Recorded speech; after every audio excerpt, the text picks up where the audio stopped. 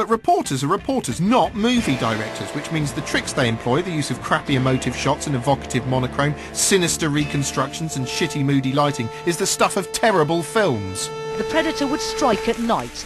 Only then would he launch his attack, shining his torch in the face of his elderly victims. The end result is that visually emotive reports actually provoke the precise opposite reaction to the one I assume they're intending. Sit me in front of a report about abused children full of cliched shots of discarded teddies and haunting swings, and I don't think boo-hoo, I think what a cheesy B-movie. A source said. There's a phrase you often hear or read in news reports, but what does it mean? Here's investigative journalist and freedom of information campaigner Heather Brooke with her view on anonymity. When I came, I'd been a journalist in America, I came to Britain, the first thing I saw was that so much of the stories you read in a newspaper have no attribution at all. It'll be a spokesman for this government department, an official for the police, but nowhere would it have a name. Most people don't notice this at first, and they think, well, who cares? Who needs to know the names of these people? There's only really one reason why they would be anonymous, and that is to avoid accountability for what they say. If they were confident about what they're saying, they would put their name behind it. End of story. I was trained, as all American journalists are, that you always name your source. It's a really key point. Now in Britain, the way information disclosure has evolved is that it's a patronage system. It's who you know. And if you know the right people, they'll do you a favour, they'll give you a few little bits of info. If you do name them, there will be some bad feeling held.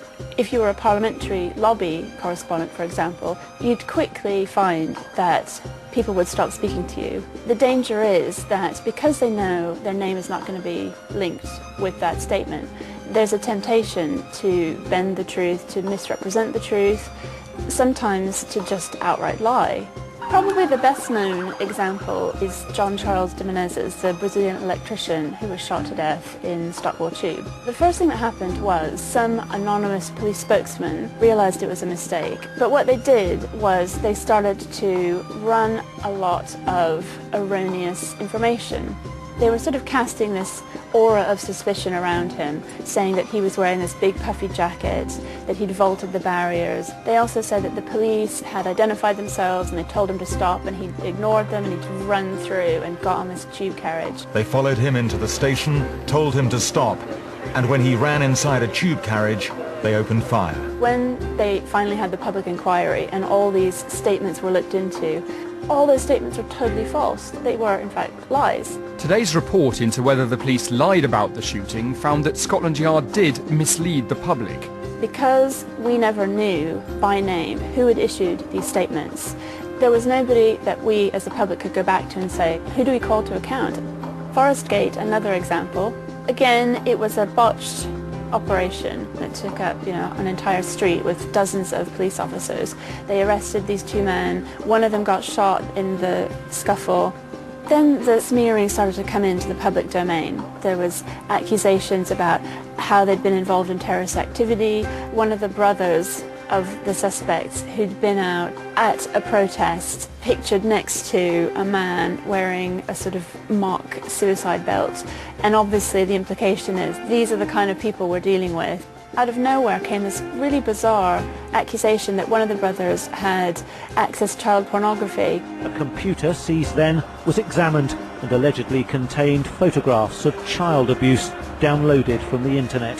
Which she totally denied, and there was never any evidence to prove this, and that charge fell away. So then you have to wonder, why did all these charges build up? Anonymous sourcing allows that kind of smearing to happen. The line that they will put out is that we're providing public information, but they're not. That is a total crock.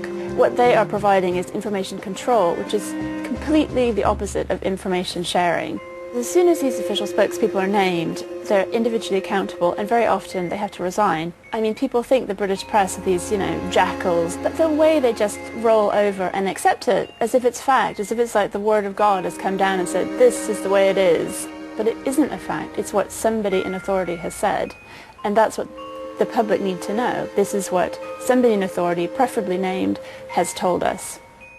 Well, Something to think about there. Time for the week in bullshit.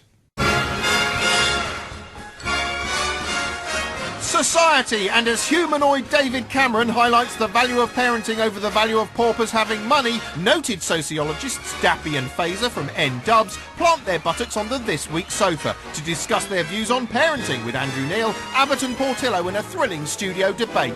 Fraser and Dappy. You're Fraser, you're Dappy. Yeah. So we got it right. Not parenting. Right. Almost right. Fazer. Oh, Fazer. Fazer. Ah. Good, I like it. How are you guys? We're here. Yeah, we're great. Good. Well, this isn't awkward at all. Anyway, come on, parenting. One piece of advice I'll give to any parents at the moment, if your child has any sort of talent or anything like that, just make sure you 100% back him. Encourage it. The whole way. Yeah, that is good advice. Parents, you should back your kids. Don't just lock them in a dungeon and deprive them of food and water. Back them. The wide-ranging chat moved on to cover Northern Irish politics. I'm actually kind of shocked at the MP's wife and what's happened with the whole 19-year-old Shocking, thing. isn't it? I have to intervene in that. I think it's absolutely... Now you're taking the moral high ground. But the very next day, it turned out Dappy might not occupy the moral high ground at all. As it turned out, he'd sent threatening messages to a woman who texted the Chris Moyles show to call him vile.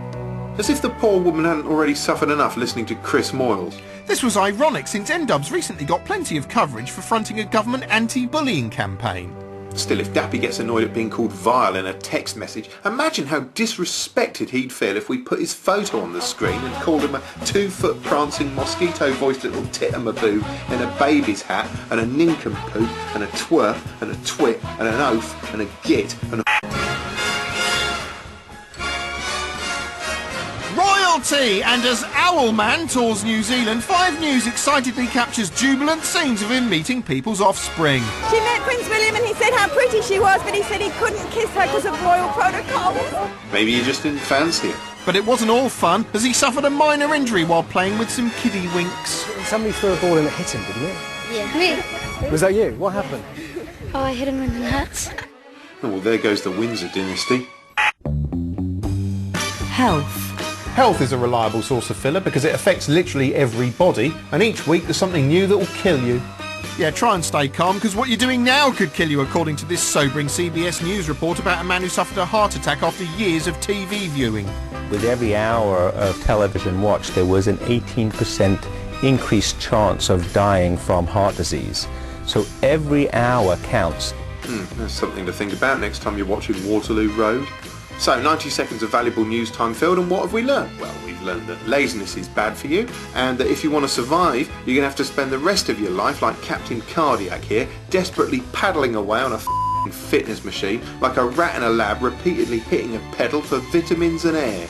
But TV isn't the only menace. Butter is deadly too. So deadly a leading heart surgeon recently called for it to be banned. This is fierce stuff in a nation of butter eaters, isn't it? I'll say we can't get enough butter in our office. We're butter mad. Can we have just a little bit of butter on our bread? No, Turnbull, you can't. And just to clarify, you're not being paid by any low-fat spread manufacturer? Oh, no.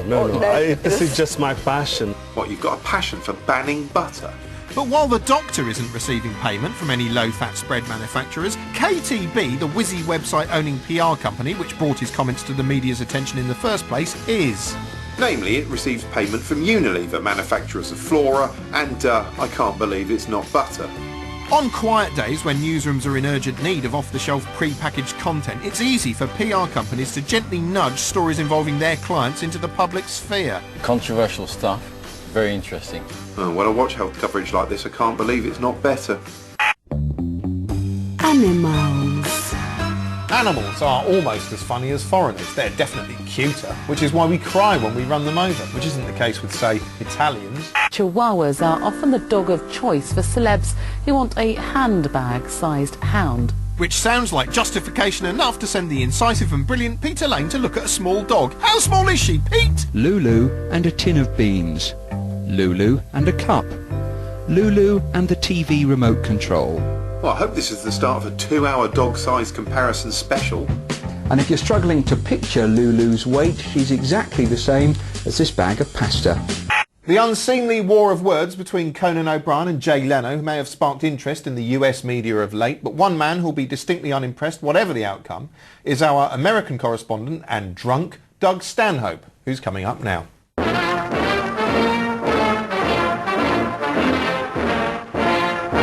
I'm Doug Stanhope, and that's why I drink. You know, more Americans get their news from late-night comedy talk show hosts like Leno and Letterman than any other news source. I don't know if that's true, but I've been told that. They say time plus tragedy equals comedy, and the networks have figured out how to boil that amount of time down to about 5 hours. It's part of the system in America where they spend all day ratcheting up this very important breaking news. The president announced that he would send 30,000 more troops to that region. This just in, Obama's sending 30,000 more troops to Afghanistan. Is he breaking a promise? I'm Shepard Smith. The news starts with deployment orders for war. And by 11 o'clock at night, some late-night buffoon in a suit comes on and tells you the exact same news stories, only he's got a funny punchline.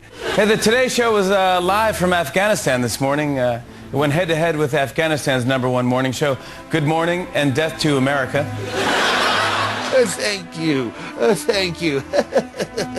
And that makes people, oh, it's okay. It's comedy.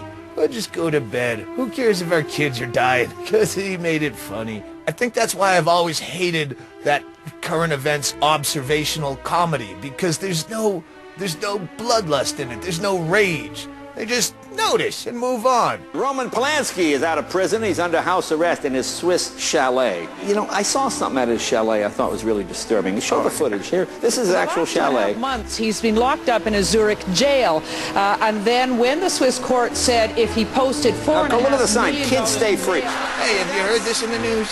Did you ever notice this? And you go, yeah, I have. It made me want to kill people. I want to buy a gun because of it. Who's responsible for it? Let's find the guy. Let's burn down his tool shed. Let's kidnap his kid. Let's send a message. What do we do next? Nothing? We don't do anything. We just notice and move on. That's good enough for you? I want someone dead. You know, Charlie Chaplin said something to the effect that humor is an act of defiance, that we must laugh in the face of our helplessness against the forces of nature or go insane. And where is he now? Dead.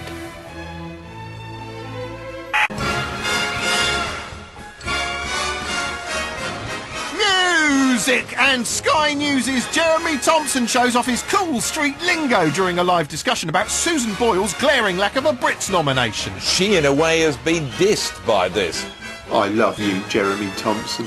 The link-up also featured an exciting live interview with Dappy and the rest of N-Dubs. Surprisingly, for a live interview on a news channel, Dappy was asked no tricky questions about the texts or the anti-bullying campaign whatsoever. Instead, they were allowed to moan that the X Factor stars they were up against had an unfair advantage.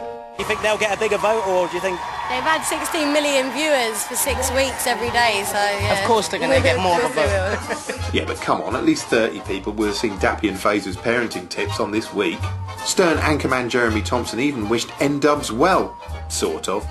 Thank you very much indeed, Steve, and best of luck to N-Dub, who he was just speaking to there. Yes, best of luck to N-Dub. He's hoping they beat Julus. Yes, Julus, who Sky also spoke to, together with Ernest's singing ice cream cornet, LaRue. In case you don't know who LaRue is, she's basically Jedward for people who hate music. And that was that. It was a glittering showbiz triumph for Sky. Which ended with possibly the most astonishing segue in news history. Thanks, Steve. More from there later. And talking about a show full of celebrities, here's Bill Clinton just arriving at Port-au-Prince Airport. Well, that's all we've got time for this week. Goodbye.